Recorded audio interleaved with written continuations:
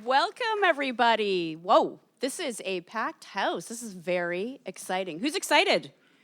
Yeah, right on.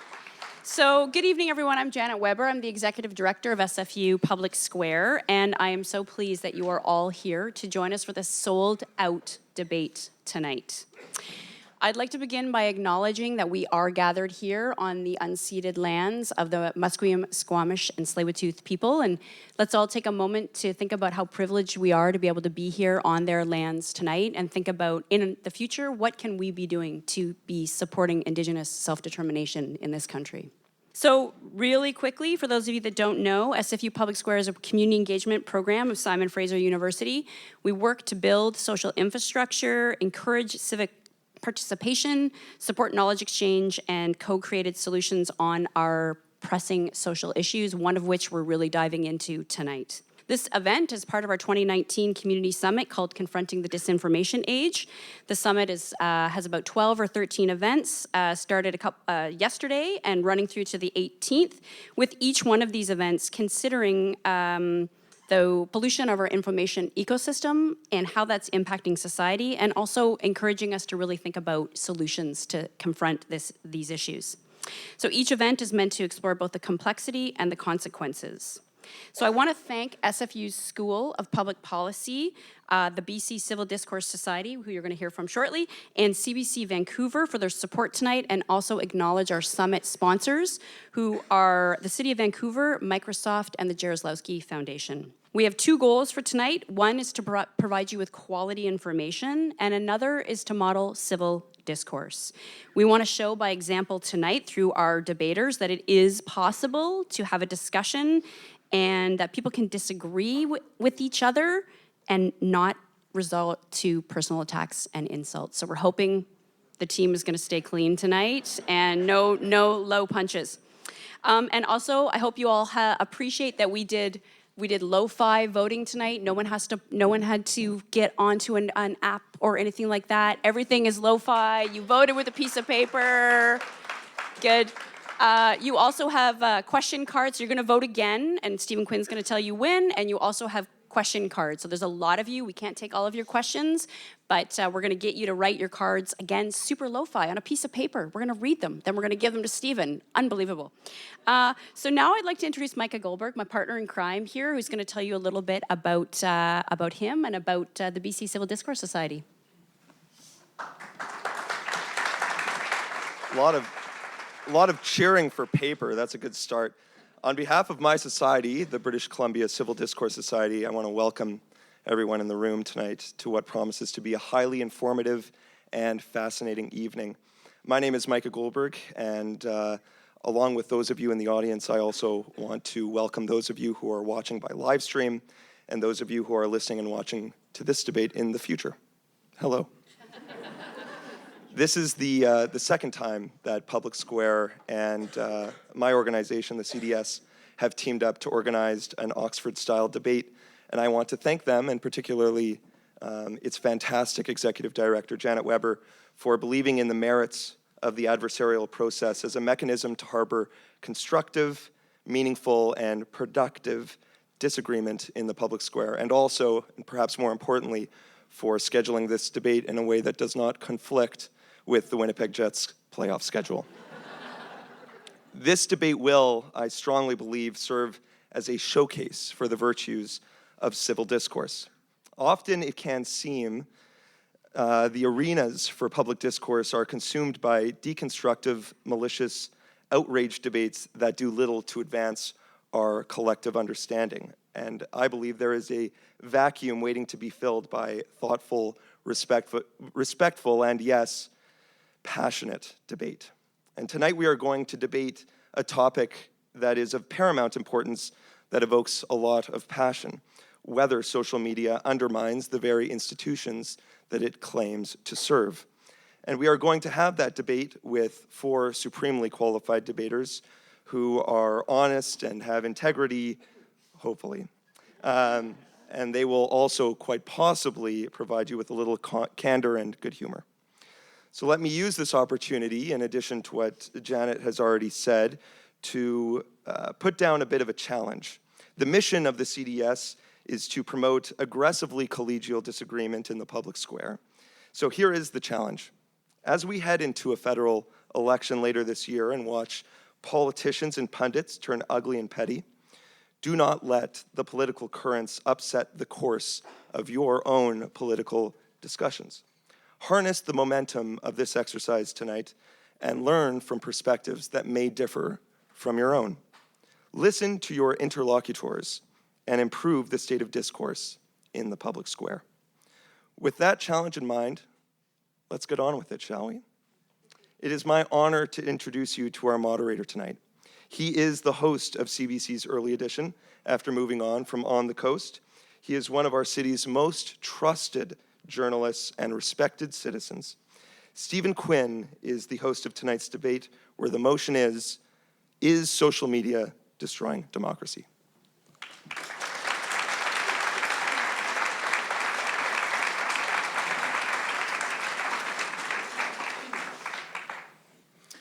Thank you so much for that completely fictional introduction. Appreciate that. Hello, everyone, and welcome. Thank you so much for being here. I was hoping for a full house, and we got that this evening. I'm absolutely thrilled. Just looking forward to this so much. And thank you, Janet, as well. Before we begin, I'd just like to give you a little bit of context for the debate this evening. Nearly half of the global population has access to the internet, and over the past decade, social media has become a routine part of most of our daily lives. Facebook alone has more than 1.5 billion users every single day. Social media has, of course, changed the way we communicate with each other. It's changed the way we interact with people, with our families, with our friends, with our neighbors, elected officials, corporations with which we may be unhappy, even complete strangers. Lots of hookups. It's changed how we access information and where we get our information from. And it's enabled content production rather than just consumption. We can have an argument about whether everyone has some kind of equal voice on social media. I'm sure that'll be part of this. Undoubtedly, all of this has had some effect on our democratic process. Is it, though, destroying democracy? That's a high bar. This isn't about whether it's good or bad for democracy, but the resolution is it destroying democracy? That is what we are here to debate tonight. And in the lead up to our federal election later this year, we have to consider the potential impacts of social media on Canadians, on the way we act and think, and especially on the way we vote, and on the information with which we base our votes upon. That is an impact on the democratic process, I would argue. And so our debaters with us tonight are going to help us answer that question. I will welcome all of our debaters to the stage right now and introduce them once they have comfortably been seated.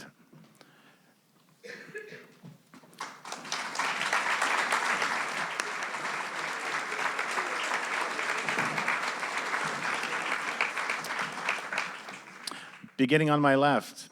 Arguing for the motion is Colin Bennett. Now, since 1986, Colin has taught in the Department of Political Science at the University of Victoria. His research has focused on the social implications of new information technologies. He has completed policy reports on privacy and data protection for various governments and commissions, and he is currently studying the use of personal data by political parties and election campaigns. Please welcome Colin Bennett.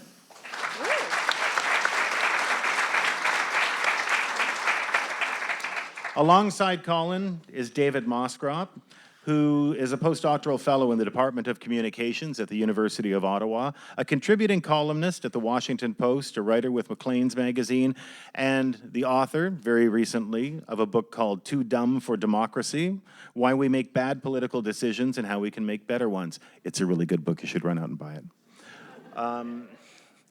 Dave completed his PhD in political science at UBC and held a postdoc in the Scholarly Communication Lab at Simon Fraser University. Please welcome David Moscrop.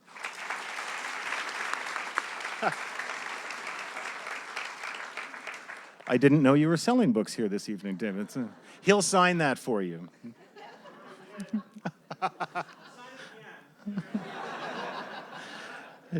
And now for the other side, arguing against the motion, is social media destroying our democracy, is Nazma Ahmed. Now, Nazma is the director of the Digital Justice Lab in Toronto, whose mission it is to build toward a more just and equitable digital future.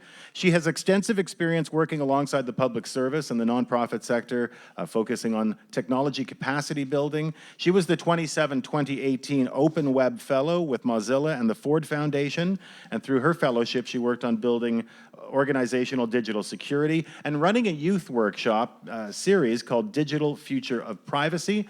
Please welcome Nazma.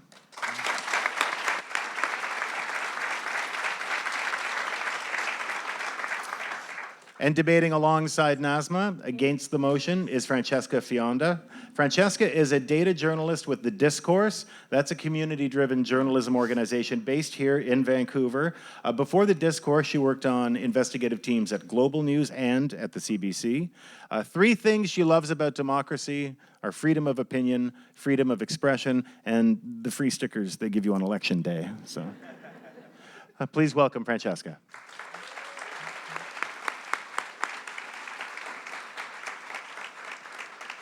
Now, tonight, our two teams of debaters will argue for and against the resolution, "Let it be resolved that social media is destroying democracy." Now, our debate will take place in 3 rounds, and before you, the audience, and you will vote to choose the winner. Now, round 1 will begin with a 6-minute opening statement from each debater in turn. Round 2 involves debaters going back and forth, answering questions from you, but engaging among themselves as well. Round 3 has each debater giving a 2-minute closing statement, and then it will be your turn to choose the winner. And as you checked in tonight, you should have received 2 ballots, one to cast before the event and one to cast at the end. And as you were taking your seats, you should have cast your first ballot. Has everyone cast their first ballot? Yes, good, lots of nods. If you haven't, just completely tear your selection and pass your vote to the nearest aisle. One of our volunteers will be standing by, happy to take that from you, collecting any last-minute votes. If you did not receive a ballot, or if you misplaced your ballot, please raise your hand, and a volunteer will get you a new one. Please vote only once. And then after we hear from the debaters, you will be voting again with your second ballot, because we're polling you on your opinion both before and after the debate to see which side has changed the minds of most of our audience members. And the side that changes the most minds will win the debate. And if all goes well, it will be a victory for civil discourse as well. Now, without further ado, let's get started with round 1. And round 1, as I said, begins with opening statements by each debater in turn. Speaking first for the resolution, "Social media is destroying democracy," is David Moscrop. David. Thank you very much, Stephen. Good evening, ladies and gentlemen, colleagues and comrades. I am very pleased to be here tonight to try to convince you that social media is destroying democracy. Now, the easiest way to do that would be to show you my Twitter mentions. And then we could just call it a night and go get a drink. But that wouldn't be very sporting, and so I'm going to argue the case on its merits, starting with this. So, what's democracy? I'm a democratic theorist by training, and I ask a few questions when I'm trying to evaluate that question. One is, do you have free, fair, regular elections? That's a pretty low bar. Check. Do you have representative policies? Do people get the sort of policies that they want from their government? Check-ish. Do we have routine and meaningful political participation by ordinary citizens? Check minus. And do we make good political decisions on the regular? Not so check. What's a good political decision? A good political decision is rational and autonomous. It's based on information that you collect about the world that's accurate, that's true, that's verifiable, that you can understand and share with someone else. And it's based on reasons that you can come up with yourself, defend yourself, and share with other people who can recognize them as reasons. That's a good political decision. It's actually very, very hard to do in the best of environments. In fact, we're no better at making a good political decision by nature than we are at hitting a fastball. And if you ever tried to hit a fastball or score a goal, for instance, as part of the Winnipeg Jets hockey club, you know that it's very, very hard to do. And so good political decision-making is difficult under the best of circumstances, and now we are facing the worst of circumstances. And therefore, social media is destroying democracy. Now, how? Well, off the top of my head and looking at my notes, social media undermines our elections, we have learned. It pushes back against our desire for representative policies. It undermines political participation. And it undermines good political decisions. So if you evaluate the things that make a good democracy, you figure out very, very quickly that social media undermines all of those things. Hard to do in the first place, much harder to do in the era of social democracy, digital media and social democracy. Now, when we get into the nitty-gritty, into the deep specific facts of how this happens, what the operation is, we find out that our brains aren't particularly well adapted to the social media environment. It's not our fault. We've evolved for a very, very different time. Social media is asking us to do things that we're just not naturally equipped to do particularly well. And one of the biggest culprits of the undermining of democracy by social media is the sheer volume and speed of information. It overwhelms us, it stresses us, it creates anxieties. In his book, The Organized Mind, Dan Levitin, I'm going to be a heretic and plug somebody else's book. It's also quite good. It found that in 1986, Americans consumed a certain amount of information. By 2011, it was 5 times more. That was 2011. Imagine how much more it is today. At the time, that was 34 gigabytes of information a day that went through your head, 100,000 words. As a planet, in 2011, we had created 300 exabytes of information. That's a 3 followed by 20 zeros. The brain processes about 120 bits per second. It's not so much. So the speed and the volume of information that's coming at us is too much. It overwhelms us. It exhausts us. So it shouldn't surprise you to learn that when we look at social media and what it does in the democratic space, we find what? Let me just read a list. Surveillance, corporate oligopoly, which Colin will get into, polarization, filter bubbles. It platforms and recruits extremists at home and abroad, misinformation, disinformation, fragmented media, micro-targeting, foreign interference in our politics and elections, Trump and Brexit, for instance, hacked accounts, sock puppets, AstroTurf, and groups, and of course, garden variety trolls. Now that is what the social media landscape looks like. And in fact, we learned the other day from the Communications Security Establishment, Canada's cyber watchdog, that the 2019 election will absolutely be targeted for foreign interference. There's no doubt about it. The only question is whether or not we can withstand it. We also learned that political parties have already been targeted. Political parties being probably the weakest chain in the information link in our politics. They've got your data, they aren't subject to privacy regulations, and they are easy targets. So that's a problem as well. Now, I don't think social media is inherently bad despite all of that. It could serve democracy. We could imagine a world in which it wasn't destroying democracy.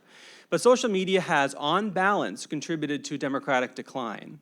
And it's become a weapon of the strong, another arrow in the quiver of those who have already so many very arrows, so that they can control the democratic space in ways that's deleterious to public participation, free and fair elections, good political decision-making, and representative policies. And therefore, social media is regrettably, but undeniably, destroying democracy. Thank you.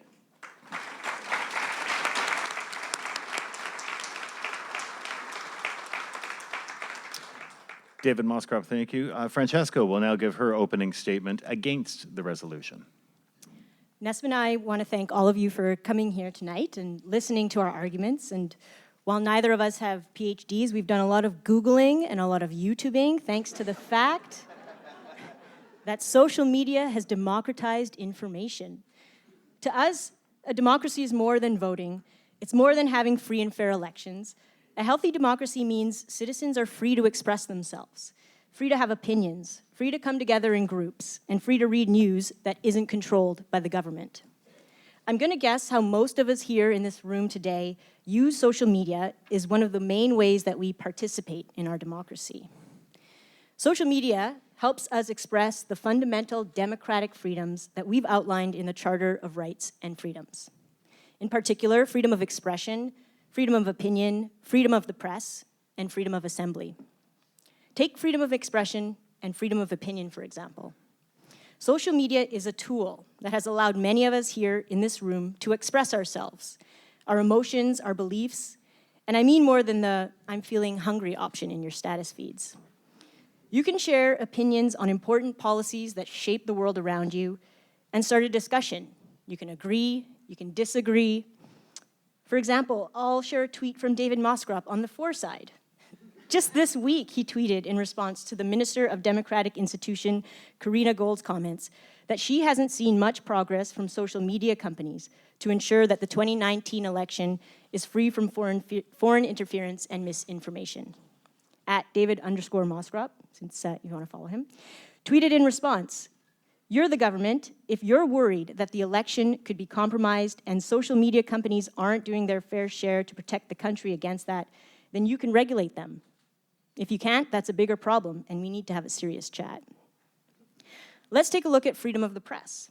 Social media is a tool that's allowed the press to publish freely and for readers to have access to many different news sources. If you're worried about misinformation, trust in news on social media is only at 21%, according to Reuters' digital news report. People are rightfully questioning their sources.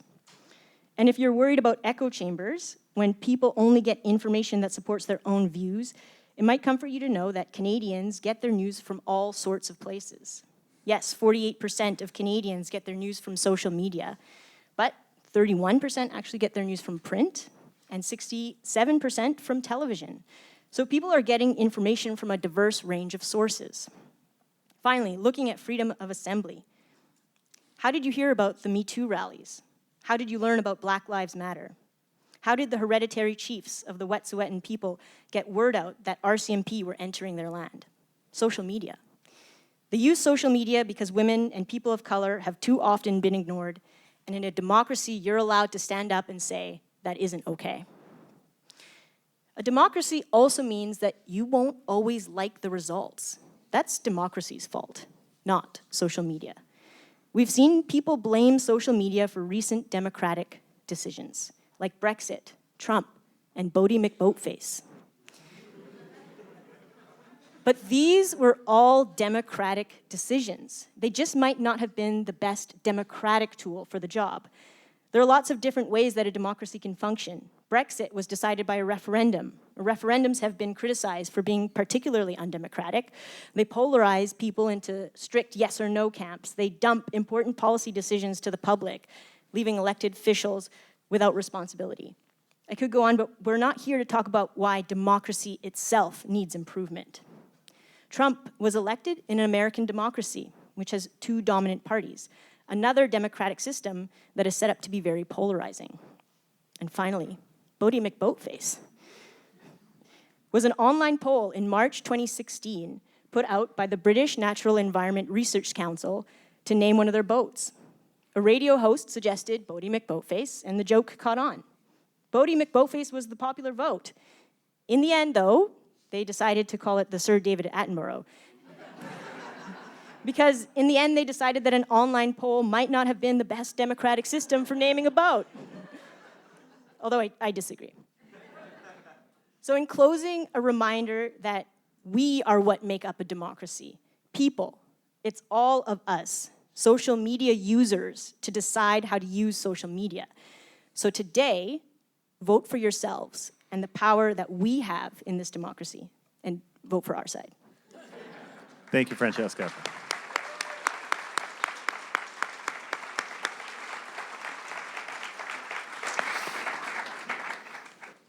I didn't see that coming, the Bodie McBoatface. That'll be, exactly. Isn't one of the launches now named Bodie McBoatface? There's a... Do it or something. The submarine. Thank you, the ROV. Thank you. Phil Newton in the audience with us this evening.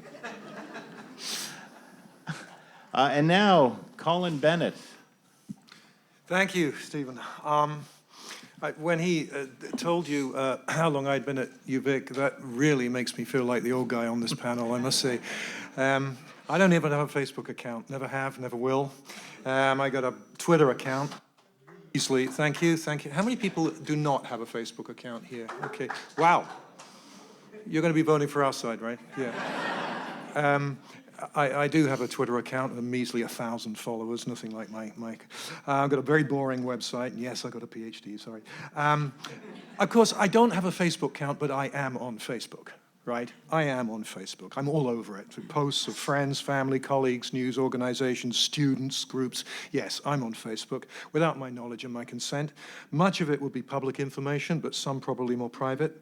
Somebody made comments, posts, etc. Yeah, I'm on Facebook, even though I don't want to be. The motion, just a literal notion of it. Social media is destroying democracy. It doesn't say social media has destroyed democracy. Just make that distinction when you vote, right?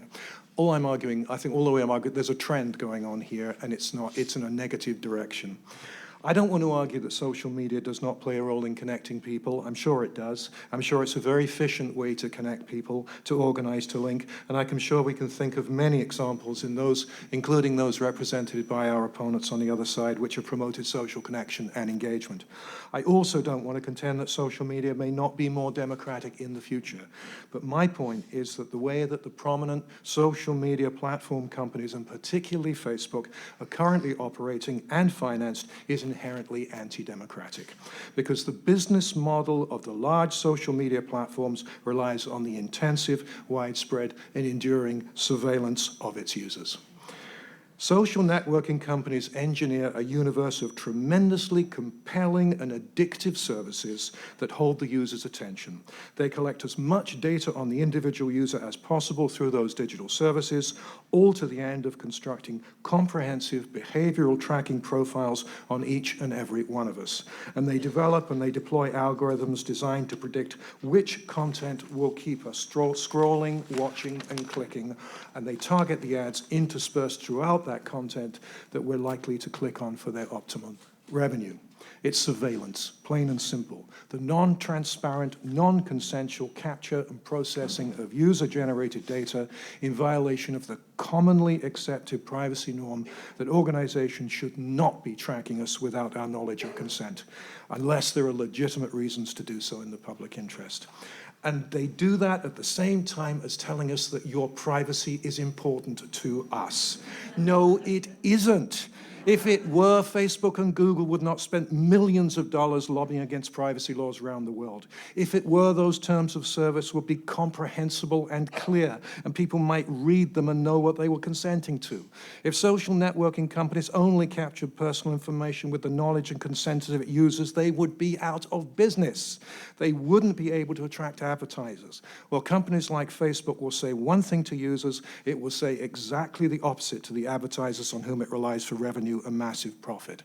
And let's put to bed straight away the argument that people do not care about their privacy, or the argument that young people do not care about their privacy. Yes, they do. Before anybody quotes Mark Zuckerberg that our privacy norms are changing, no, they are not. Research has shown that overall there are, in fact, very few statistically significant generational differences about privacy. Young people do care about their privacy, just in different ways. They care about it in relation to their parents, their teachers, institutional actors, if not so much in relation to their friends. It's highly contextual and it's important to all of us.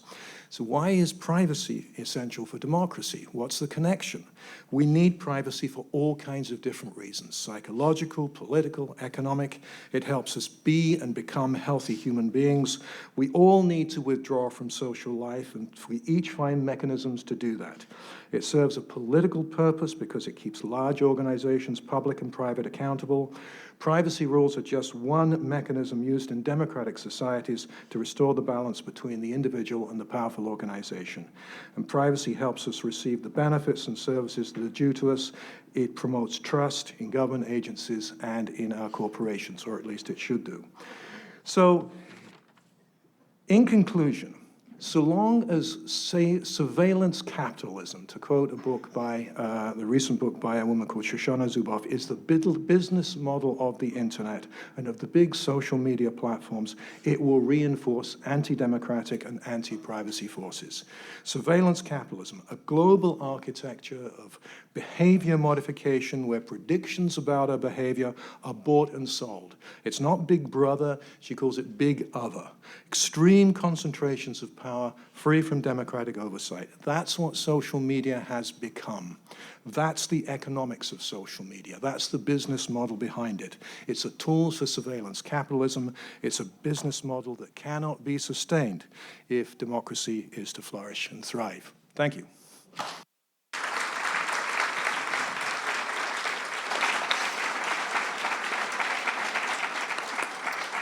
Colin Bennett, thank you. And now Nazma Ahmed will give her opening statement against. Hello, everybody. I often struggle with my definition of democracy. What does it mean to be a part of a democratic state, especially when I do not see myself in its prosperity?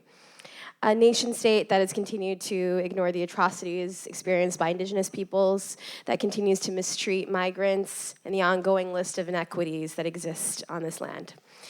It is easy for us to pose social media as the culprit, right? The culprit that's destroying our democracy, as the core thing that we believe in our democracy, and that social media can do all of that. It's an easy target with all the information that we're getting every single day, the just absolute overload of news, having to follow your boss even if you don't want to, or, getting trolled as often as you might. With the silo chambers that we're in, the confusing ads that exist on these platforms. So it's hard, and it's easy to blame social media for the issues that we currently have today. We still don't know how all of it works. Researchers haven't gotten complete access to the algorithms that help shape the platforms that we use every day. Everything seems so unknown to us, and it's scary. And that's the hard part of all of this work, because who wants the data lords to take over, right? Social media isn't destroying democracy. It may be threatening it, showing the true colors, unveiling the mask, so to speak, but definitely not destroying, because democracy is always in a state of crisis. And it's important to recognize that social media is a tool, right? One of the tools in the toolbox. We have seen propaganda, obviously, over the course of history, and social media currently is one of the tools that is being used to spread misinformation. And as I was going down a little bit of a research rabbit hole, thanks to Google.com and other platforms, I was really trying to figure out my understanding of the role of propaganda, right? And the ways in which it spreads, obviously, through social media. But before that, actually, we've had many other great examples of propaganda prior to social media. The fight in Saskatchewan by Tommy Douglas for Medicare, right? $115,000 was spent against the fight for Medicare in the 1960s, right? And that was posters, that was radio campaigns, that was the works in the 1960s. And even a more recent example in Ontario, when we're doing the sex education curriculum, communities actually created pamphlets, because folks were not all online, and pamphlets actually speaking against the sex education curriculum using wrong facts, right? And so we know this stuff happens, and social media is one of those tools that definitely helps spread it, but is not the cause of it. And so I think it's important to note that social media is not destroying democracy, wealth, and power. Is destroying democracy. And unfortunately, it's pretty easy to use social media as a cop-out, right? And I'm saying this as someone who works in technology. I work in technology all the time. I have to talk about big data all the time. And every single time, we always end up getting into a core conversation of power, right? Who holds power? Right? Who holds the wealth? And a good example of that, especially with the rise of the concentration of wealth here in Canada, especially with the 1%, there was a more recent book, The Age of Increasing Inequality and the Astonishing Rise of Canada's 1%. And they shared that the top 1% actually has more than doubled, right? And the income growth is actually even stronger for the top 1%. I think that is one of the core issues when we're thinking about the destruction of democracy and how we connect with our communities, how we're able to participate in representational policy, especially when we don't necessarily always have the power to do so. And I find that in many cases, we use social media as a way of avoiding the problem, right? Who wants to talk about racism when you can just say social media is doing it all, right? Trump was not the reason why Trump was not elected, right, is not because all of a sudden people became racists. Not at all. I wish that was the case. I wish we were able to transform everyone all at once. That was not the case at all, right? It was small nudges, definitely. And so I think it's important to know that social media is threatening democracy, but it is not destroying democracy. And we're constantly finding ways of avoiding the real conversations of the systematic inequalities that we experience, right? Our anger is not necessarily on the platforms, definitely on the companies. I understand that for sure, right? The reason why we have these massive tech monopolies that exist is partly because of the lack of regulation, so that's one piece of the puzzle, and also that they have been able to scapegoat taxation. There's a lot of other conversations that are actually not necessarily about the platform itself, but the ways in which these companies operate in the ecosystem. And so as we move forward, I want us to constantly think of why do we keep blaming social media for these issues when there are a lot larger societal issues that we're dealing with here. So thank you so much. Yeah.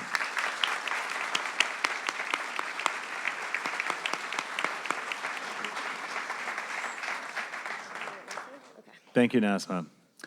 Now I would like to update you with the results of the preliminary vote. This is how you stood when you walked in the door tonight. Once again, our resolution is as follows. Let it be resolved that social media is destroying democracy. Based on the votes cast as each of you entered the room, for the resolution, 50%. Against the resolution, 20%. And 30% undecided. Which is interesting. So, sway everyone. And again, the winner of tonight's debate is the team that is who sways the most voters. So we're looking at the difference between the two votes here.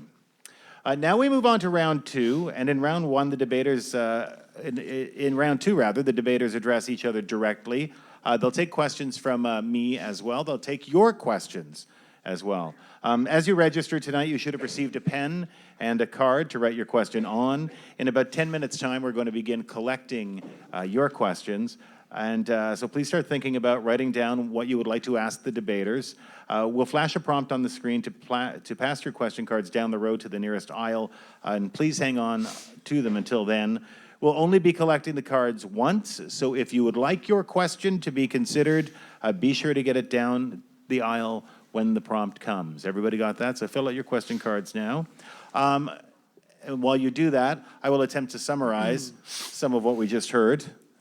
From the opening statements from the for side, we heard that prominent social media platform companies, particularly Facebook, are currently operating and finance. The way they're operating and financed is inherently undemocratic. That the business model of large social media companies relies on the intensive gathering of information, tracking people who do not consent, surveilling its users.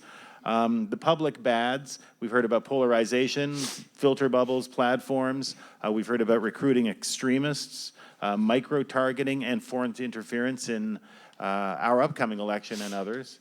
From the against side, we heard that social media helps us express some of the fundamental democratic freedoms that are outlined in the Charter of Rights and Freedoms.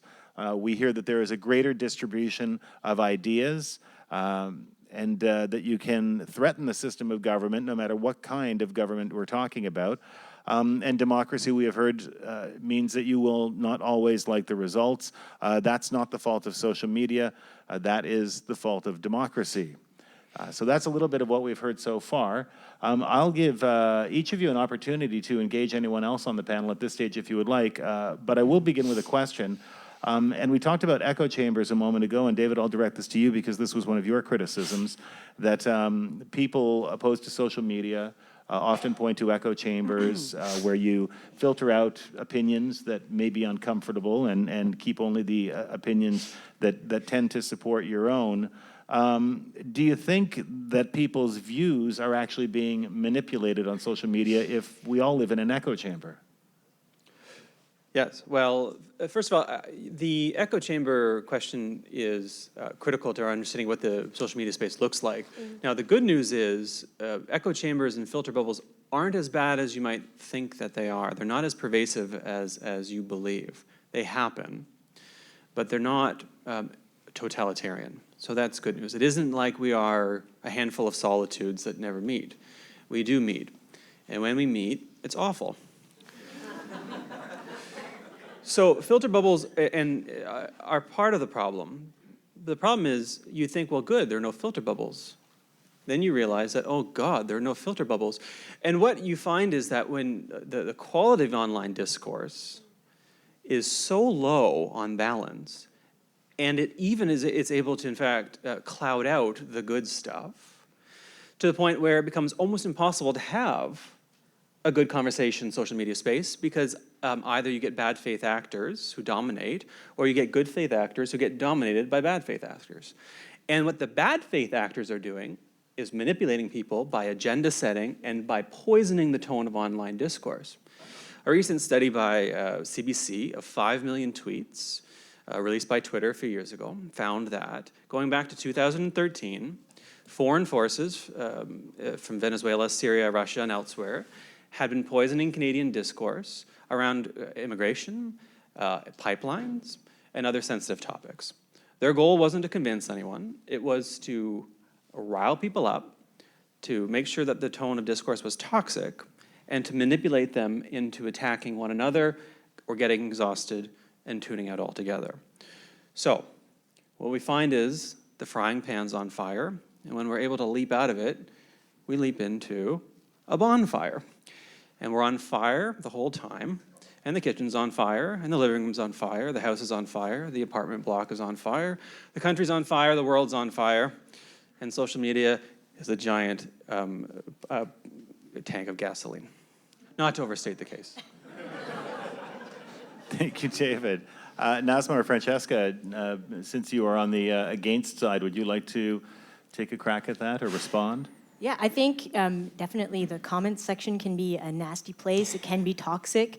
But when you look at the idea of how much more information is available, I think what needs to happen is that people need to be educated on where to go and how to challenge their own beliefs. It's not that that information isn't out there, it's that we haven't learned how to go beyond our own spaces and look for that information. So I think we have some catching up to do, but I don't think it's destroying. And the other point that I wanted to make was I've been surprised by the comments section a few times. Where I work, we have a bit of a policy to be generous with our assumptions in the comments section. And a few times I've caught myself reading a comment where the tone in my inside voice, when I read it, I think, oh no, there's no way that I can engage with this person. But when you are generous with your assumptions, you get in there and you find out that a lot of people are just trying to have a discussion and learn. And when we go into these spaces with more of an open mind, I think that we would be a lot more surprised. Nazma, I want to ask a question about something you brought up, which is the trouble with democracy. One of the problems with democracy is the inequity, the inequality that we all live with in a place like Canada. Does social media make people more equal, or does it highlight the rift? I don't think it's make people more equal. I think it creates a space for people to have discourse. It creates a space for people to share their stories. And I think that's what we're seeing with, for example, Indigenous folks talking about the pipelines. That's one example. There's a lot of issues out of, Montreal, Halifax, in different reservations that I would never have known about if they weren't posted on social media.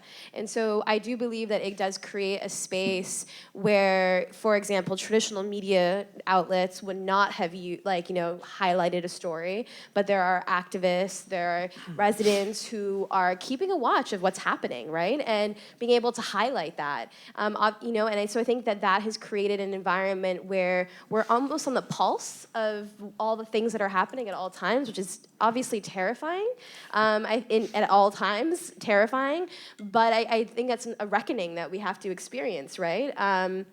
Things that we might have been able to avoid, we can't avoid anymore. And part of that is because if you don't see it on your Instagram story, you see it on Facebook newsfeed. If you don't see it on Facebook newsfeed, you'll see it on Twitter.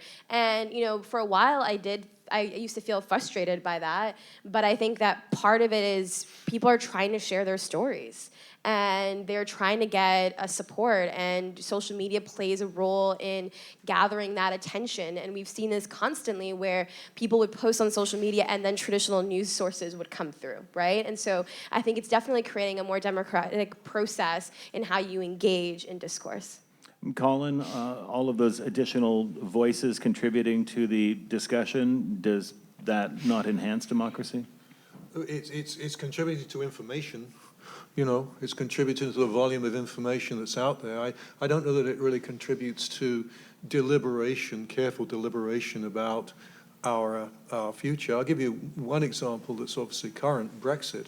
I'm old enough to remember the first referendum in Britain about whether or not the United Kingdom should be in the European Union, and this was pre-internet, pre-social media, and the quality of the debate at that time was just far more sophisticated, far more civil than it is at the moment when social media is in the picture. Leave means leave. Well, there you go. In 144 characters. Well, how can you argue against that?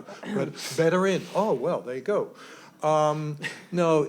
People deliberated, and there was democratic discourse, and there was ways to get information before social media came along. In fact, I would say that that it's actually better if people have to make an effort to find information, actually to go down to the news store and buy the newspaper and sit in the coffee shop.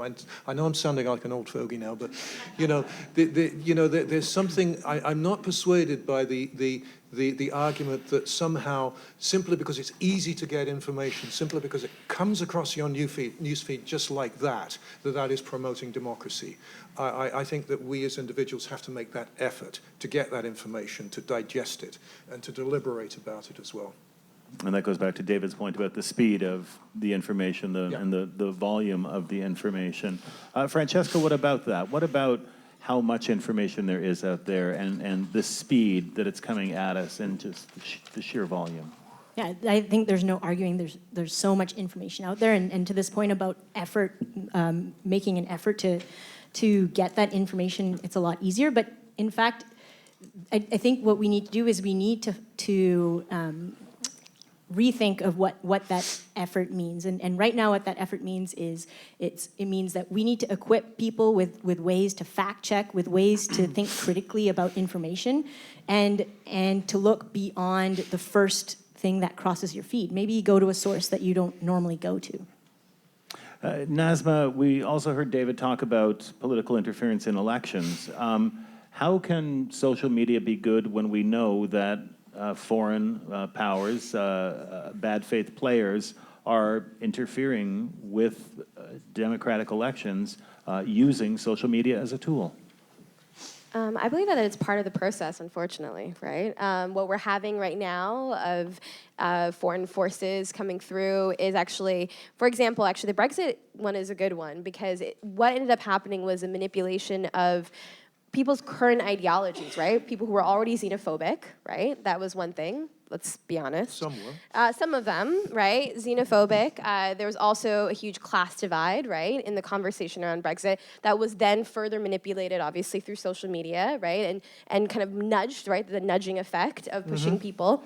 I do think with the foreign actor section of this work, and the interference, I think, once again, there's a greater need, obviously, for literacy, but also something to understand is with this foreign interference, it is nudging on the current state of affairs, right? So with the Trump election, it was, racist Americans, it was xenophobic Americans, it was, working class, poor, also wealthy women, white women as well.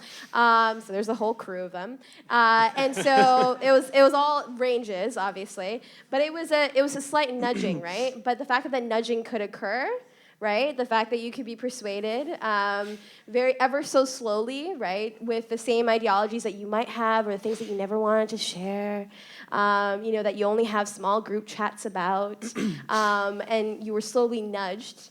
I think is a bigger conversation beyond the social media platform, right? Of what we actually value in society, how we exist in community with one another, and also maybe the uncomfortabilities that we may have with the changing and diverse populations that exist, right? Or the fears that we have around the economy. And these are all other conversations that were obviously nudged through foreign actors, and I think that's important to note, it was. But these were issues prior to, right? And foreign actors were able to see that was clearly an issue and ride it, right? So a good example was Russian bots pretending to be black activists, right? That was a huge issue in the U.S. elections. But they were really getting onto an issue that existed prior to and latched onto it. And so I think that's a societal conversation than the social media piece. I'd like to hear David respond to that because it's an interesting notion that simply those bad actors are just pushing people who are already almost there. I believe, and the more I study social media and communication and the political psychology of decision-making, or the psychology of political decision-making, that democracy is fragile inherently. The history of democracy is the history of us losing democracy. What we've done is introduced social media, which is acting as a virus or an opportunistic infection. But the infection is going to kill us. Hence, social media destroying democracy. Now, when it comes to Russia, I like to joke that the Soviet Union has a very good long game. 1989, well, I guess that's the end of that. Shh, guys, just wait. The Russian campaign, it's also a Chinese campaign, it's also a campaign from other foreign states, to undermine Western democracy and the Western alliance, has been turbocharged by social and digital media because it's now easier, faster, cheaper, and less risky than ever. And therefore, it is profoundly destructive towards democracy, and that's state actors. Does anyone want to guess what one of the top vectors of radicalization is right now around the world? Does anyone want to shout it out? I probably shouldn't say it. It might be bad form to name. Twitter's one of them. YouTube. YouTube is the worst. And I don't need to name you the groups that are being radicalized or that are radicalizing folks on YouTube. I can just do this. Think of the worst possible gangs of thugs and murderers and terrorists that you can possibly imagine. It's them. They're recruiting, and they're getting very, very good at social media. Very good indeed. And so there's another vector of democratic destruction. Isn't just what it's doing to us, but what it's enabling foreign powers and non-state actors who want to undermine democracy to do as well. And it's working extremely well for them. And so, Francesca, does that lead to the discussion about more regulation? Do we need to have more regulation of social media platforms? Do they need to do a better job of policing themselves, or does somebody need to police them from the outside? I think, I absolutely think that there needs to be regulation, and just like any freedom that we have, it can infringe on other freedoms, and there needs to be ways to protect people from hate speech. It needs to be ways to protect people from misinformation. And I think, as Colin alluded, like we're still learning about this technology. We're still trying to figure it out, and part of that is figuring out a way to make sure that we can use this tool in ways that ensure that the information that we're sharing is accurate and contributes to a fair and free discussion. Is it impossible to have, I'll throw this out to everybody on the panel as we continue to collect your question cards. Is it possible to have a civil discussion about politics on social media? Colin? Yeah, yes, it's possible. Is it happening? No. I mean, yeah, no. If you, I mean, no, and I would concede that there's probably some very, sort of small social media sites out there with a few thousand, members who are having a very, very civil discussion about local issues and so on. I just don't see it happening on Facebook and Twitter and YouTube. It's a. If it does come back, of course, to what we're talking about with meaning democracy here. And democracy is not just about giving people choices. It's not just about elections. It's not just about, which party we're going to. It is about deliberation. It's about discussion. It's about open discourse. And what worries me, and David has alluded to this, is that we've entered into this bargain. It's a devil's bargain with these companies, and we don't pay anything for it. The problem is it's free, right? The problem is it's free. You don't pay Facebook any money. You don't pay Twitter any money. And we're paying for it with our personal data, with our personal information. So the flip side of whatever discussion and deliberation and engagement you can see on social media is that data is being captured in perpetuity, and it might be used down the road by any actor with evil or with good intent in ways that those individuals don't know about. That's my central point here. It's not just, you don't just have to look at social media as if it's, you have to look at the structure of power that underlies it. I agree with what Nazma said earlier. That's what it's about, the structure of power and the economic model which drives it, which drives Facebook and the big social media companies. Nazma, is that not the fundamental flaw here, as Colin just said, that it is free, we make that deal with the devil, and we surrender our information, and that information is ultimately used to either try to sway our opinions or market something else to us? Yes, but I think it's important to note that our democratic institution has actually allowed for these economic models to exist, right? That's important to also note, that Facebook is a behemoth, of course, and I will never argue against that, but Facebook is also a mechanism of the current democratic system that we exist in, right? That will allow for a company to do something like that, right? To exist as that monster that it is right now. And it's also important to note that social media is not just Twitter, YouTube, Facebook. It's not just that, right? It's also the cesspool that is Reddit, which is one. But it's also the public. That doesn't help your case. Yeah. The cesspool that is Reddit, that I also love Reddit though. But it is also the public forums, right? I think one of the first examples of a social media platform was CompuServe actually had a public forum space, right? And that was in the 1980s. And so I think it's important.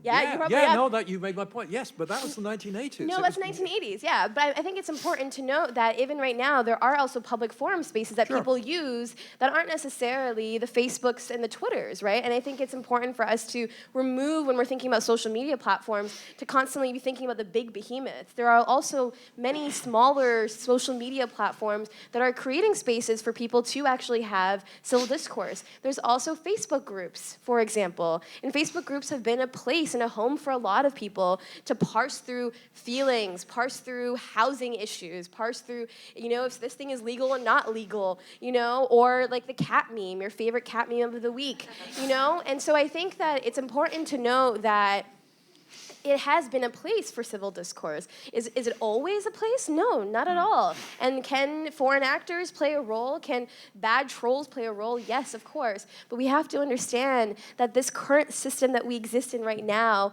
has allowed for the behemoth of Facebook and the behemoth of Alphabet Company that owns a bajillion other companies. David? I keep track of my hate mail. Yes. I keep all of it because I think it's funny. I once had an exchange with Ezra Levant. My fave. The joke. All right, that joke tells itself. He'll do this thing where he'll quote tweet you and then block you. I suspect, perhaps he knows what happens next. That was one week, and then the next week, I had a similar exchange with Jordan Peterson. It was a long couple of weekends. I'm going to open up. I have a Facebook album that I call the CBS. Anyone ever watch Letterman, the old Letterman show? I was a big fan of Letterman growing up. He had the CBS mailbag. I've got a thing called the CBS hate mailbag. Let's open up the old CBS hate mailbag. Why print media is failing? Because of people like David Moskrop. David Moskrop, this is the most pathetic, desperate piece of junk writing I've ever read in Canada. I hope you've accumulated hefty student loans until it will take your entire life to pay them back, hence this writing assignment. Wow, It's the ultimate. Anyone, this is my favorite, no, this is my favorite. Anyone can do years of research.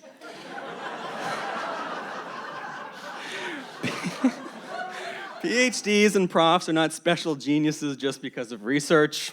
That's the same one. I hope you die. What does this have to do with whether And social hold on, media is I'm just saying, destroying democracy? Those are just from my mom.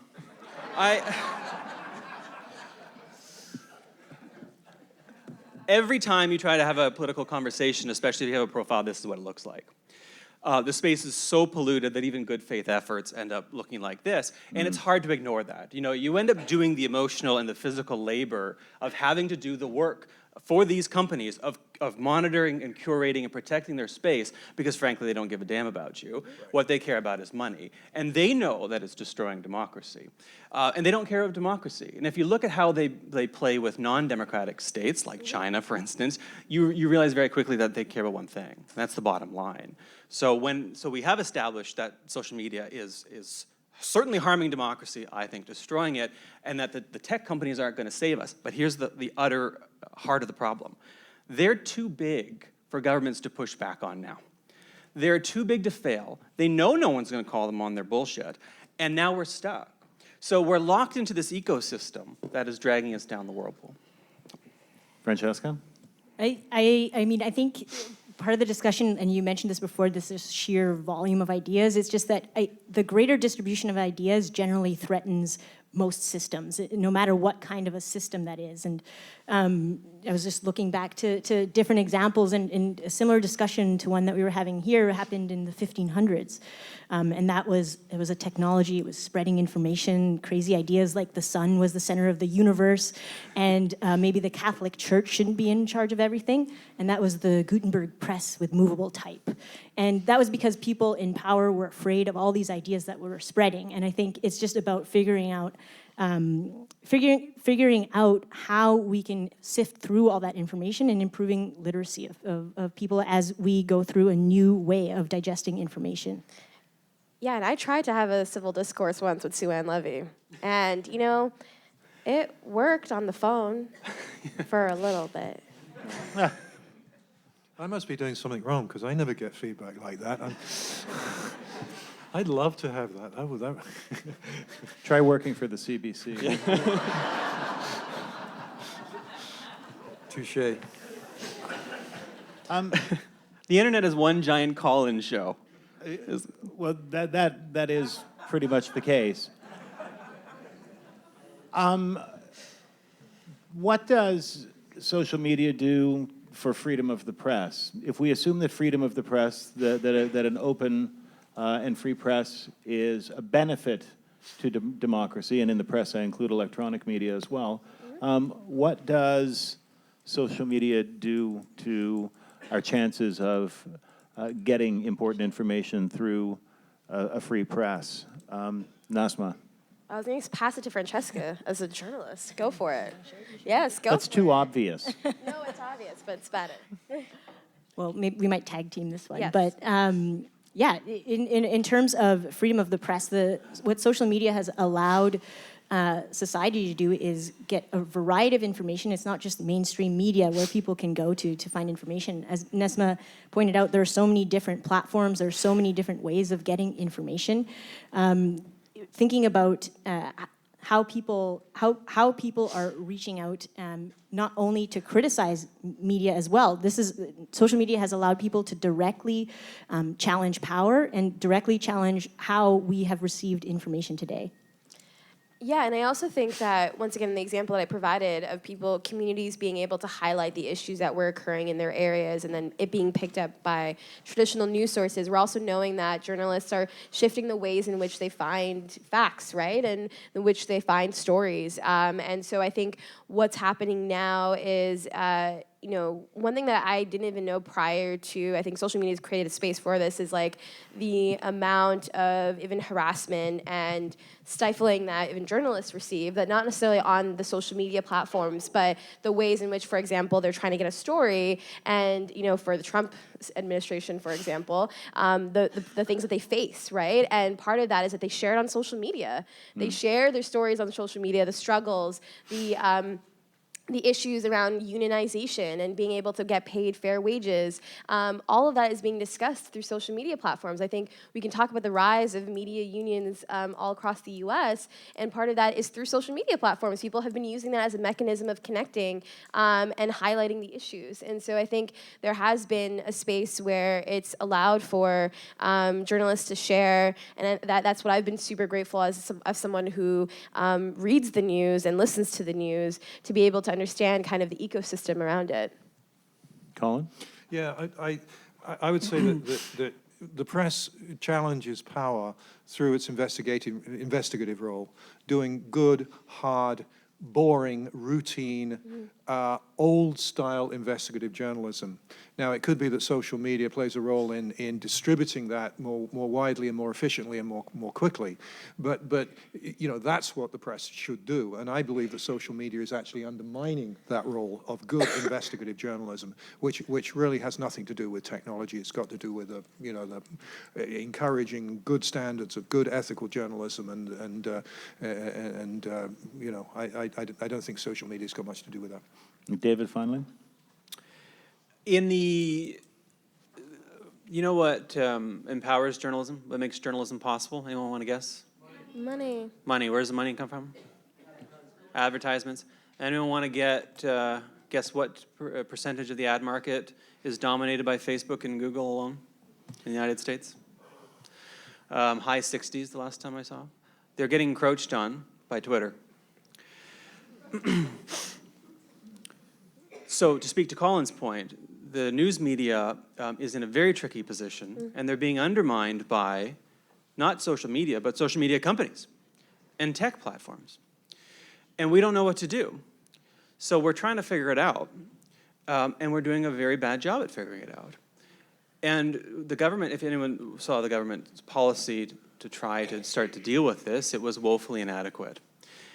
And so right now, the best solution we have to save journalism is for the government to save it. Now, I'm sure everyone can see the problem with that. Cannon to the left of you, cannon to the right of you, and the cannons are on fire.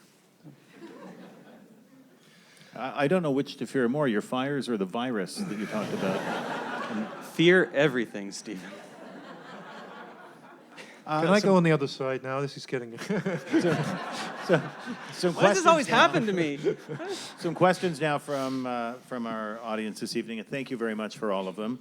And I'll throw this out, and whoever is most eager to speak first can jump in. Should for-profit private social media platforms be able to decide what is or isn't hate speech and ban users as a result? Better put, should private companies be the sole arbiters of what is or isn't offensive or hateful? Who'd like to take a crack at that one?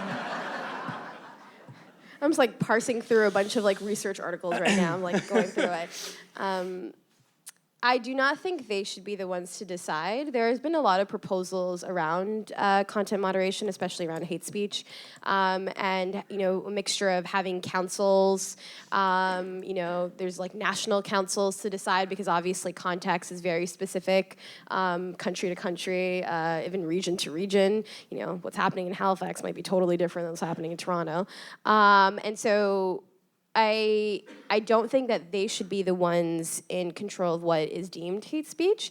I do think that there are other tactics that allow for residents, whatever you may call people who are participating on the platforms, to kind of map that out. And there's obviously like the council approach, which is one of them. And there are many other approaches. There's a good book that's going to be coming out by Sarah Roberts around content moderation that we should all read. But I do not think that they should be the last hope. I think that there are other mechanisms, but most of the time they're not willing to actually listen. And that's one of the harder parts, obviously. David? Does anyone follow the news about the nature of the job to be a content moderator for these? That was just going through my head. Yeah. as, It is not a nice job. Yep. You're paid nothing. You're overworked, you're depressed, and you're not supported. Because these companies don't care about their workers, certainly not at that level. And so the answer is, well, if we leave it to them, they're going to protect their bottom line and their public goodwill to the extent that's possible for the lowest amount of money possible. YouTube has said we can't possibly monitor everything that goes up. That's not true. Yes, they can. They don't want to spend the money. Facebook recently said that the New Zealand shooter video didn't get caught because it wasn't gruesome enough. Right? Something to the effect of, well, it didn't get flagged immediately because it wasn't awful enough. I mean, obviously, once someone found out, it was. But the point is, we don't know how to manage this stuff. And then hate speech, then, of course, is a different thing because now you're into a very fine-grained distinction about what counts as what. Now, if you leave it up to a company, so you don't want to, getting a government to do it is risky enough. If you leave it up to a company, you're either going to get, well, we're not going to do it because we can't, or you're going to get, we're going to take everything offline because we don't want to pay the fines. Right? Because this is the German problem. The Germans have a model that they developed for hate speech. One of the things is companies are super sensitive because they don't want to get fined €1 billion. So there you go. So what do you do about it? There is no model. We haven't figured it out. And the people who are trying to figure it out at the fine-grained level of content moderation are treated utterly and horribly unfairly and poorly by these companies. So, if we're relying on these folks to do it, we're in big trouble. And yet governments don't seem to have the guts or the capacity to do it, especially in a small market like Canada, where tech companies will say, well, you know what? We're out. Or they'll say something like, the government will say, well, we would like you to keep a registry of advertising. We've got some advertisement regulations we'd like you to have for the election, Google. And so Google says, you know what? We're just not going to do ads because you're Canada and there's 36 million people and you don't care. So our hope lies, and I'll end on a semi-hopeful note, and then I'll dash that hope. The hope lies in us coming together across the world, en masse, as a bloc, to push back and to ensure something to the effect of a digital Geneva Convention. Ever seen us try to cooperate on something? And the Geneva Convention's on fire. Francesca, would you like to weigh in?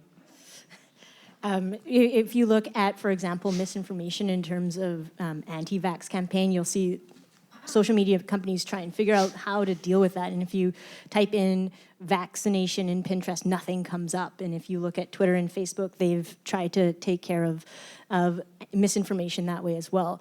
And so the question is, if we're allowing these companies to decide, yes, there needs to be a discussion about how that happens, because we can't just take down all information like Pinterest did, because that needs to be filled with accurate information.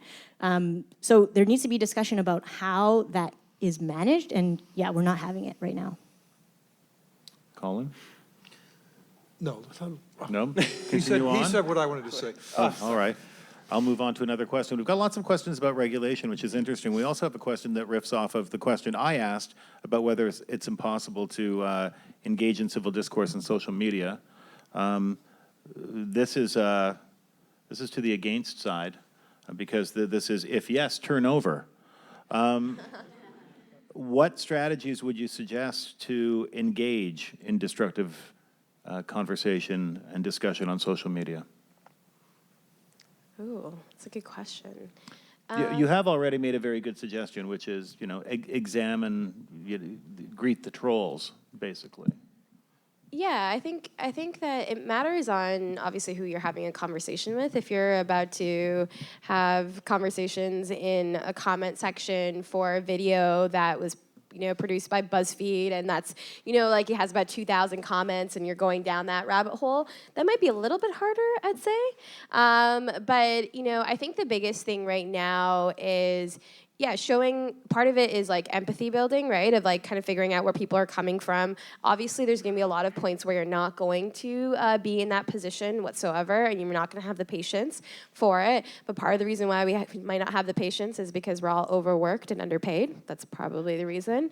And so I think that, I think empathy is a good one. And also just like, I notice myself personally, I end up actually reading a lot of like comment sections or responding to discourse actually in the morning when I'm a little bit more like fresh, I would find, than in the evening when it's like you're tired and just over all of it. And I'm like that even with human beings in real life. So, I approach it the same way. So I'd say empathy and like maybe pick your timing like you do with other humans in your life.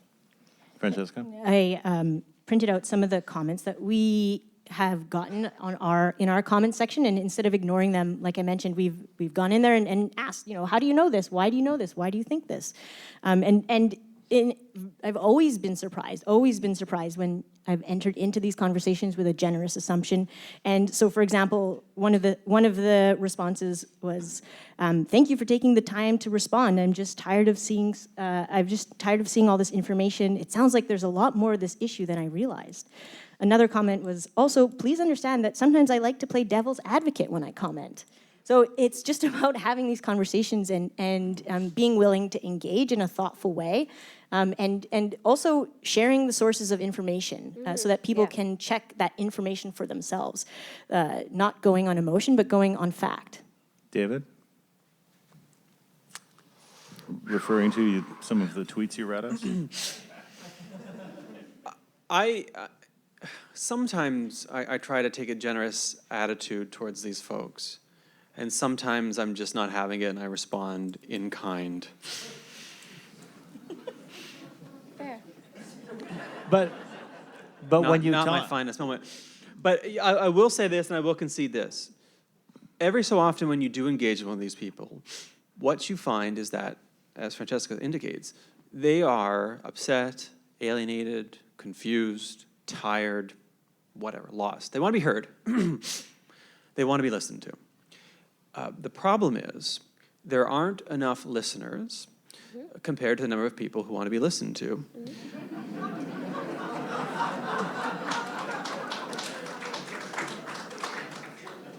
And we're not going to fix that ratio on social media because it is inherently structured in such a way that makes it almost impossible under the model that these companies operate with.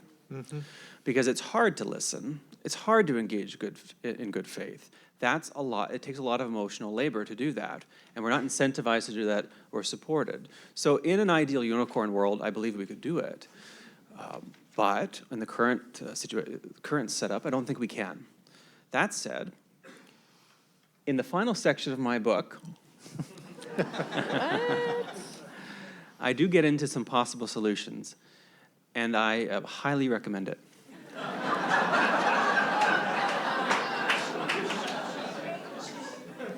That is good. It's also available at the library, and that's perfectly fine too. I didn't get that far.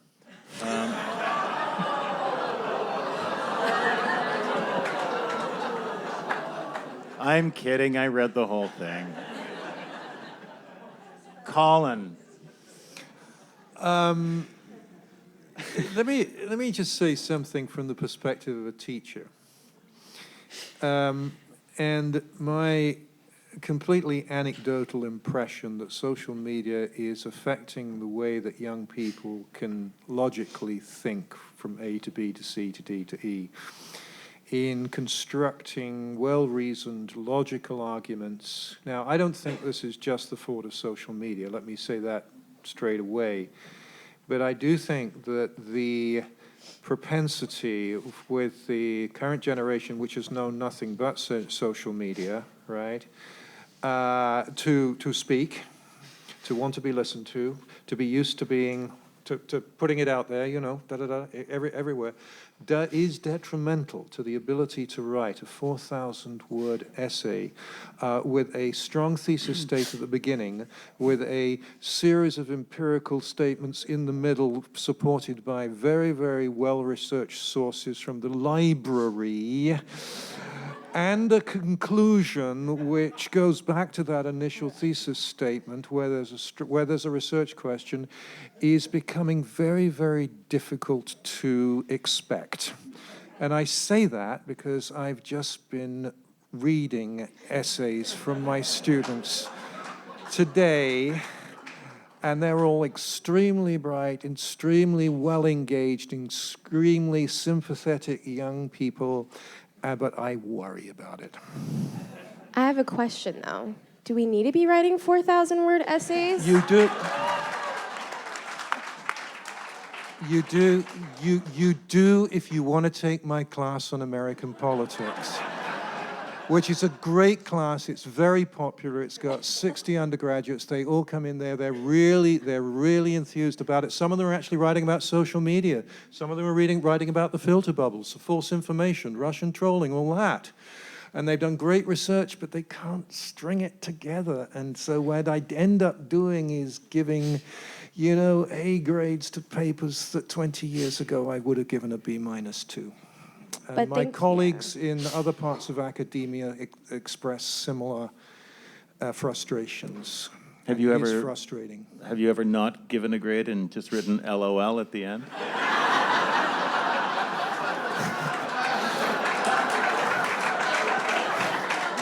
That will be contrary to UVic's anti-harassment policy, I think. Actually, I would say something, though, that I remember in university we used to use Facebook groups, and that's actually how we survived. Oh, I got a story about that as well. Yes, tell us. I actually teach a course called The Politics of Surveillance. Oh. And I get my students to write lovely case studies on different forms of information collection in the public sector. And they do lots and lots of great research, and it's a lot of fun. But we have a platform at our university called Course Spaces, and we have to use that because the personal data is actually held in Canada rather than overseas. And I was wondering why they weren't using this for the group function, and I realized that they were all using their Facebook groups in order to talk to each other about their paper projects. And I thought, well, no, wait a minute, that's defeating the purpose here. And so, you know, there's no escaping Facebook, even though I, you know, as I said at the beginning, I'm on it. And, really quick, I'm not on it. quickly on that note, if you go to ratemyprofessors.com, Oh, yeah, that's you another will, one. speaking of cesspools, it's effectively a social media site for rating your professors. You will find an absolutely scurrilous and scathing review of me. Yes, me too. Utterly unreadable for a class that I never taught. Well, I really phoned it in, having never taught it, and absolutely deserve that. Also, I got no chili peppers. and I can see some of you know what that means, and I thank you for your sympathy. Some are working it out from context. And that concludes one of the round 2 of our debate. Just I wish I quick- had a bell. quick.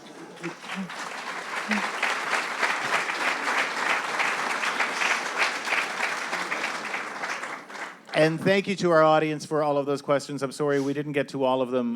They're all very good questions. And thank you to our panel, to our debaters for their very thoughtful answers. On to round 3 now.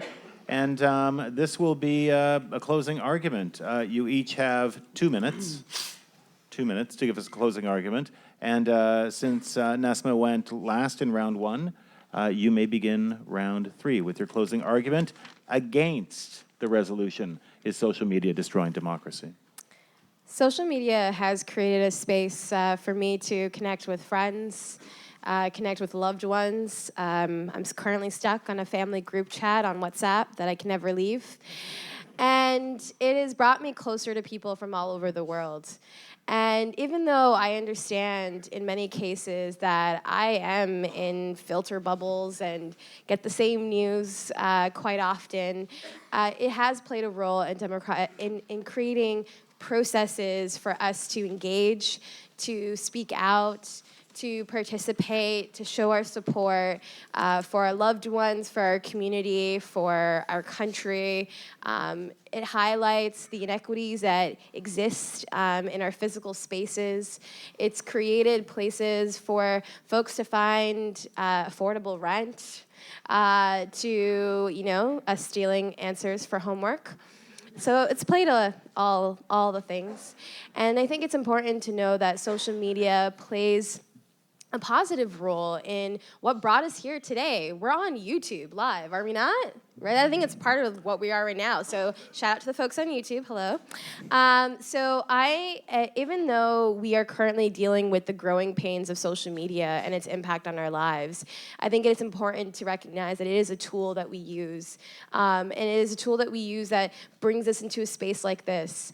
And, social media is not actually the culprit of all of our issues. It is not the absolute target of all the madness that exists in our anger. But I do think that we have to have larger conversations around power and inequality and wealth concentration in this country that goes beyond the social media conversation. And we have to have those uncomfortable conversations, and some of that's going to happen on Twitter.com. And I think that's part of what we're going to have to experience moving forward, and I hope that there is going to be a point where we are regulating these platforms and that we are creating more democratic processes on these platforms, not just the big ones, but also the small. So thank you so much for participating in this.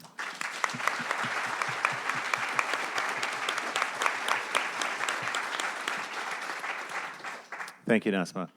Colin, your closing argument 4. You have 2 minutes. Thank you. Just on the rate my professor issue, if you go in there and look at me, you'll see one of my students describe me as pretentious and spelled pretentious incorrectly. So should I take this person seriously? I want to make two. I just want to give 2 examples, which I think reinforce the points that David and I are making. It's all very well to think that the surveillance underlying social media is not troubling when it's a harmless consumer product that we may freely ignore. But the thing is that it's now used for micro-targeting ads in political campaigns. In the 2016 election, the Facebook campaign, there were Facebook dark posts against Hillary Clinton, which was quoting her saying something about African Americans back in the 1990s. And this was sent to African American voters in particularly those Midwestern cities that ended up voting for Trump, Philadelphia, Cleveland, and so on and so forth. The African American vote was depressed in those cities. And, we can look at sort of larger structural reasons why Trump was elected. But, there's a pretty good explanation there, in my view. I think without that kind of vote suppression tactics, we probably wouldn't have President Trump right now. And then what did happen with the Arab Spring? What did happen with the so-called Twitter revolution, the Facebook revolution, the social media revolution? Well, what happened was that authoritarian regimes got very, very good at using social media themselves to their advantage. Troll forms feeding hundreds of fake media accounts and bots, to intimidation through spyware. We haven't talked about spyware that much either. Hacking, abusive comments, and so on. So think about the structure of power that underpins social media. It looks nice and glossy and democratic and engaging on the surface, but look down at the structure of power that's underlying it. I think that's really what this debate's about and why it's fundamentally anti-democratic. Colin, thank you.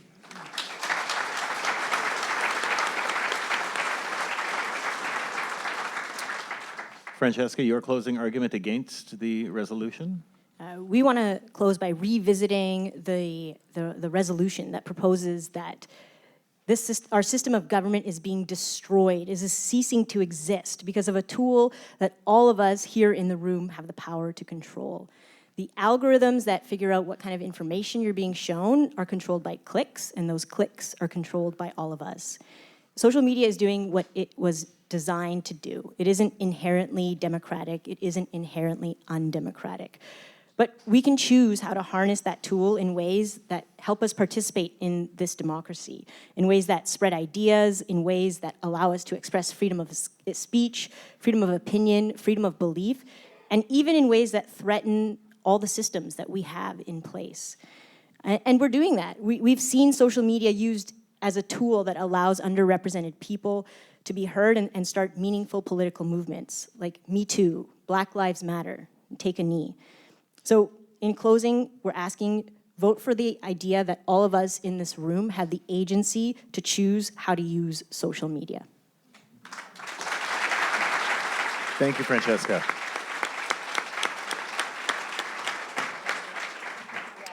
And finally, David Moskrop, you have 2 minutes to give your closing argument in favor of the resolution. Well, thank you to you, Stephen, to the opposing side, to the organizers, to Colin, and to all of you for being a part of this. And I look forward to the YouTube comments. Now, social media is killing democracy. Democracy is inherently fragile. It always has been.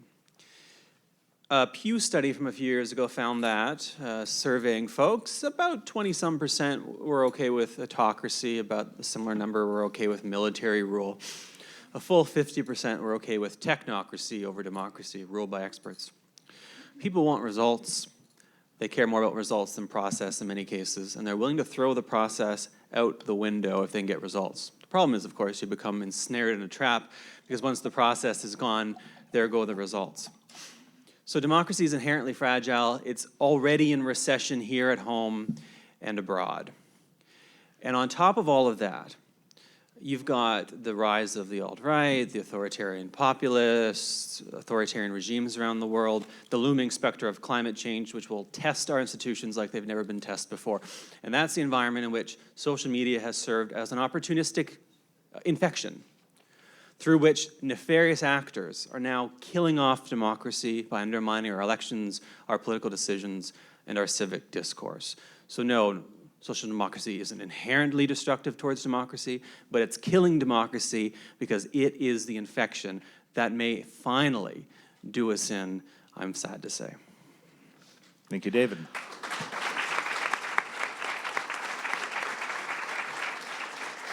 And that concludes our closing arguments, which means it is now time for you to once again vote. And remember that the winner of tonight's debate is the team that has changed the most minds here tonight. So we'll be looking at the difference between the two votes. Please cast your vote for the resolution, against the resolution, or let us know that you are still undecided after everything we've heard here this evening. While you are all voting, I would like to just continue the discussion a little bit as a form of entertainment while you're We can also dance if you making like. your decisions. The debate portion is finished. None of this will have any bearing on your vote. Here's what I'm curious about. I'm curious about the degree, and again, this is very self-serving, and forgive me. And Francesca, I'd love to hear what you think about this, because you work for a small independent media organization. I work for the Mother Corp. To what degree is social media driving what we are seeing in broadcast media? I mean, I think that it has a huge role in what we're seeing, but I think that in terms of where we work, it's also been a really amazing tool to address a lot of misinformation. For example, we did a story that was looking at housing on First Nation reserves, and people in the comments thread were saying a lot of things that were just blatantly wrong. Mm-hmm. And so what we decided to do was we looked at those comments and we thought we'd make a YouTube video that directly addressed the things that we were seeing.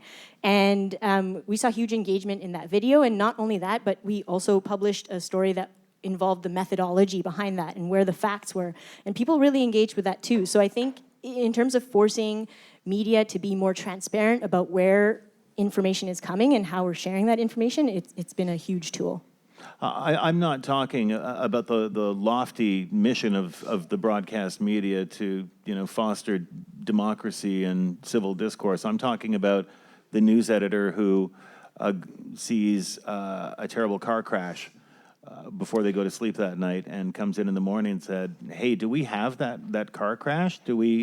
Are we making time for that? Because everybody needs to see that car crash. Well, so one of the ways that we are choosing or choosing which stories to cover is actually we're putting things to a vote on Facebook, and we're putting things to a vote on our website. And how we gather the information for which stories to put to a vote is that we've been doing in-depth interviews with the community, and we'll gather all that information, and we've put it online, and we're actually using it as a tool to find out what communities really want to hear about in terms of what they want a journalist to cover. And is this community engagement, does it occur online, or do you bring actual breathing humans into a room and talk to them?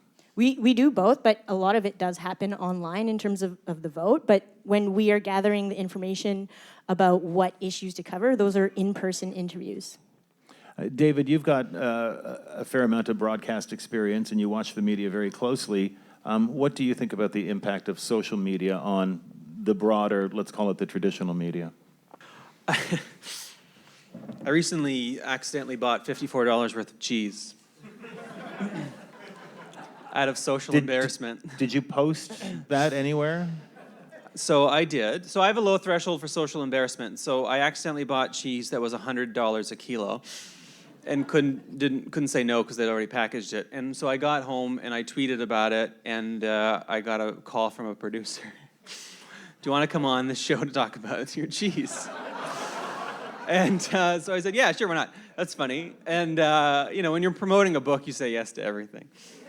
And so I went on and talked about cheese. Now, I'm a political theorist. I used it as an opportunity to pivot to having a discussion about how privileged it is, and I truly mean this. It is to be able to walk out of a grocery store with $54 worth of cheese you don't want. I grew up in Peterborough with nothing, single mother, that whole story. And we would, I remember as a kid, we'd get to the grocery store, you get up to the cash register, and you can see my mom, counting in her head how much stuff's going to cost as it starts getting rung through, because do you have the cash for it? And so and then sometimes you got to put things back, and it's deeply embarrassing, but also it's deeply I think a scathing review of the sort of society in which we live. But the point being is I used a silly moment to pivot to an important political moment. A bigger problem with social media and influencing broadcast is it is a sort of democratization, quote unquote, of the news, but not in the good way. Now, if we had a bunch of discourses all over the place, of what, if we had a lot of what Francesca was doing, I'd feel a lot better about this, because that's fantastic, and I have nothing but wonderful things to say about that, and thank you for doing it. But broadly speaking, profit-driven entities want to make money, they want to get clicks, so they're going to chase the silly clickbait nonsense. And so there has been sort of clickbaitification of broadcast news, despite the fact that there's good, smart folks. The number of broadcast people, here's a little trade secret, that would say to me like, oh, we got to cover this thing. It's through the roof. And so that concerns me a great deal. And I think as media gets more competitive, and as the space shrinks, and as they chase few, ad dollars, it's only going to get worse. I myself am no longer able to thwart the Globe and Mail's paywall. Sadly. Jesus. Gave up that a year ago. But are we, and this is slightly off topic for the Democratic discussion, but I hope it's useful, are we entering into an age of the news for people who can pay and people who can't? Do we have rich people's news and poor people's news? The rich people subscribe to the Globe and Mail and the Washington Post and the New York Times and a bunch of other quality publications, and everyone else gets misinformation through Facebook and Twitter. I'll say really quickly though, I don't want to, as a rule, it's nice to hear other people speaking on me, but I'll say this. It was ever thus though, right? Because it was always that people had to pay for news. And I want to say this. There was no Gilded Age. 100 years ago, Pulitzer, who was a real piece of work, I don't know how he got a prize named after him. I'm never going to get one, so I can say this. Pulitzer and William and Hearst basically started a war because they wanted to sell newspapers, the Spanish-American War. Talk about it in the book. So there was no golden age. But this speaks to what Nesma was saying, which I think was such an important point. It's like there are deep inequities, so I'm curious what you have to say about that.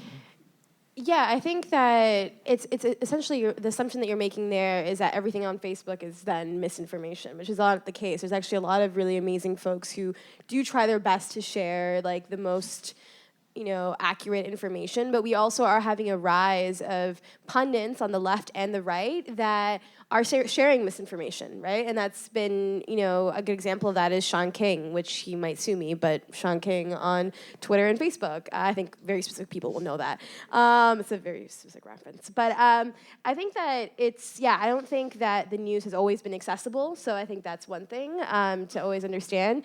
I personally have tried my best to support certain journalists, and we're seeing that also with the rise of like the Patreons and the Kickstarters and the GoFundMes and all of that stuff. Because of the ways in which the media system is also shifting, consumers are paying more to access, and we get to decide, I guess, what we want to access. Discourse is one of the amazing platforms, and so I think for me, I am trying to support as much as I possibly can, but I think that it's not inherent. It was never inherently like democratic to begin with, and like it wasn't always free. And so I think that this is just a growing pain time right now. All right, Francesca? And I think, too, if we look at the idea of audience-funded journalism, I think that's another way to ensure that the process is more democratic instead of advertisers.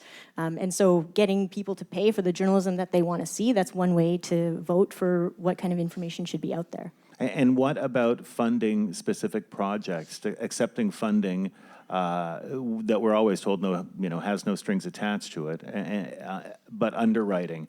You look at the NPR model, for instance, which is widely listener supported, but you have underwriters funding specific investigations. What does the discourse think about that? Speaking for your publication. On the record. I mean, I think I speak for myself, but I'll say, regardless of where money comes from, it's important that journalists maintain that an editorial process is independent from where that money comes from. Yeah, and I think that's been harder, though, even as a consumer, as someone who actually reads the news all the time and also watches a lot of YouTube videos. You could see that there's been sly ways that people are making sponsored content, right? These are news medias that are making sponsored content. You won't know that until you see the comments, and everyone's like, I think that was a sponsored video, and it's not clear. And so I think that, we recognize that what's happening with the media ecosystem, just be honest about what's happening, right? Like, just be honest, it's an ad. Or be clear, don't make it small font, just state that it's an ad. Colin, anything to add there? I had a load to add, I guess, but it always has been this way, I think. I don't think that social media is really affecting the relationship. There's been good journalism and bad journalism, and the issues concerning who funds journalists and whether it's advertising, etc., has always been there. I'd like to get to a point, however, where traditional media decide that, boy, let's just not cover Trump's tweets. Let's just collectively decide that they are incredibly boring and uninteresting and don't do anything for democratic discourse. Can we conceive of a point in the future when that might happen? That would be the question I would add. We have the preliminary results. Thank you, Colin. We have the preliminary results of the vote. Just to remind you where you were when you walked in here this evening, and how far you've come after being convinced by our esteemed panel. Against the resolution, when you walked in, 20% were opposed to the resolution. 50% were in favor of the resolution. 30% of you were undecided. As we stand now, for the resolution is now 40%. Against the resolution, I'm sorry, pardon me, for the resolution is 47%. Pardon me, I'm sorry. So it's for the resolution, 47%. Against the resolution, 40%. Yeah. And what we have done is got a whole lot of undecided people to decide something because it's at 13%. So congratulations to our panel.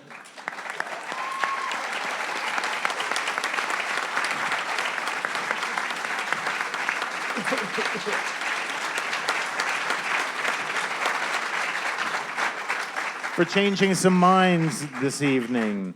And congratulations to our winner as well. I would now like to invite Nancy Ohlweiler, Director and Professor of Simon Fraser University School of Public Policy, to the stage to say a few closing words. Nancy. Stay here. Don't go. Don't go. Don't go, Stephen. You can stay in case we have another question that people have to answer. Thank you, our panel, Nazma, Colin, Dave, and Francesca. Another big hand for them. Aren't they fantastic?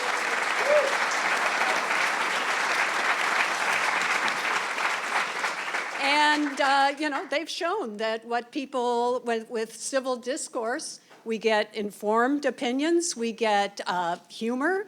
We're all going to light our hair on fire tonight, I think, if David has to buy more cheese. But thank you all. It's been fantastic. Stephen, thank you. Don't you have to get up at in a couple of hours? Oh, I was feeling so badly for him because, you know, he has to get up at 3 o'clock in the morning, but I took tomorrow off. he took tomorrow off, so. Thank you, Stephen. Thank you, Stephen. And thank you to Public Square and the BC Civil Discourse. We have shown yet again that discourse is possible in this age and that free-thinking people can come out. Thank you so much for doing that. And I'd like to give a special thanks to two of our students, MPP students, Kat Gallant and Sarah Carthy. Would you just stand up? They did a bunch of research for this. Thank you. In the middle of exams and writing those long papers, which public policy students do with evidence. Thank you all for coming out. It's great to see you. Thank you so much for supporting these kind of activities at Simon Fraser University. Thank you, and go out and make the against side win, that we can have social media without this.